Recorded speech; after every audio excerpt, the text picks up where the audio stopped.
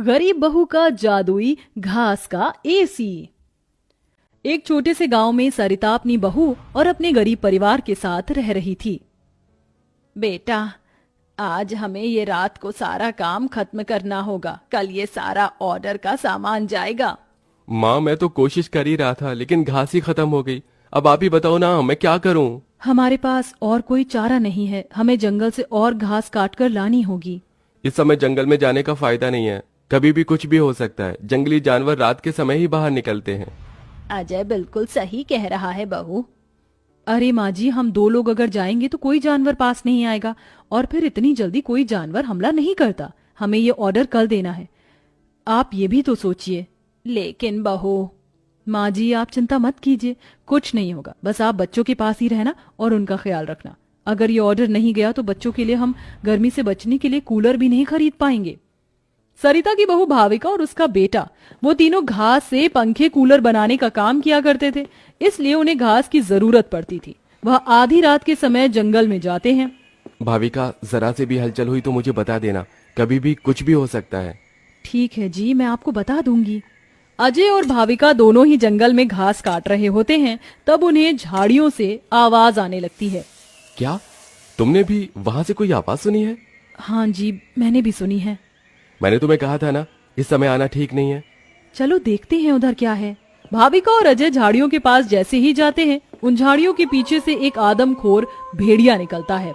भाविका, भागो यहाँ से, यहाँ पर तो बहुत खतरनाक भेड़िया है। अजय और भाविका दोनों अपनी जान बचाकर भागने लगते हैं। अजय, अब हम लोग क्या करें? कहीं भेड़िए ने हमें खा लिया तो? रुकना मत, बस भागती जाओ।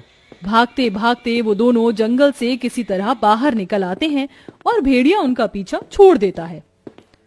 जान बची तो लाखों पाए, लौट के बुद्धू घर को आए।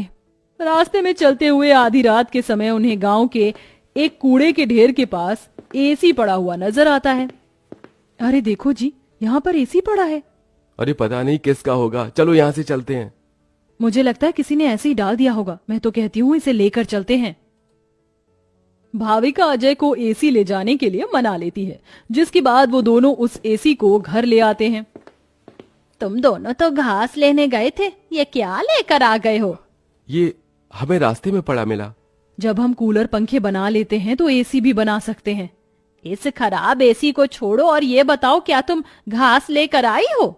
सरिता के ये बोलने के बाद जंगल की दुर्घटना के बारे में दोनों बताते हैं, जिसे सुनकर सरिता हैरान रह जाती है।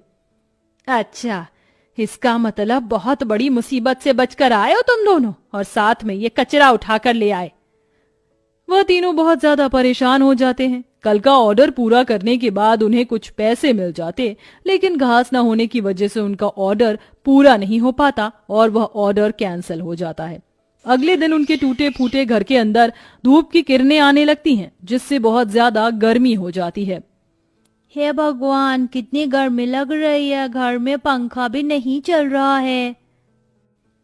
मुझे भी बहुत गर्मी लग रही है। पिताजी पिताजी, हमें बहुत गर्मी लग रही है, हमारे घर में एक पंखा भी ठीक से नहीं चलता। बेटा, थोड़ा सा सब्र रखो, कुछ दिनों में मेरे पैसे मुझे मिल जाएंगे तो मैं घर के अंदर एक अच्छा सा पंखा लगवा दूंगा। हमारा वो ऑर्डर तो कैंसिल हो गया, लेकिन सुबह में घास ले आई थी मैं। चलिए गांव वालों के कूलर और पंखे में घास लगा देते हैं, उससे कुछ तो पैसे आएंगे। हाँ, तुमने सही कहा। भाविका और अजय दोनों मिलकर पुराने कूलरों के अंदर घास लगा रहे होते हैं और यहाँ घर में राजू दिशा गर्मी से परेशान हो रहे होते हैं। काश कि हमारे घर में भी कोई एसी होता। तभी दिशा की नजर उसके पिता के लाए हुए एसी के ऊपर पड़ती है। अरे राजू, जरा इसे देखो, लगता है पिताजी हमारे लिए एसी लेकर आए हैं, पर उन्होंने ये एसी अभी तक क्यों नहीं लगाया? क्योंकि ये एसी खराब है, बस इसीलिए। कल रात तुम्हारे माता पिता को यह कूड़े करकट में मिला था। ये सुनने के बाद राजू इस बात से तो खुश होता है कि उसके पिताजी पुराना ही सही, कम से कम एक एसी तो घर पर लेकर आए।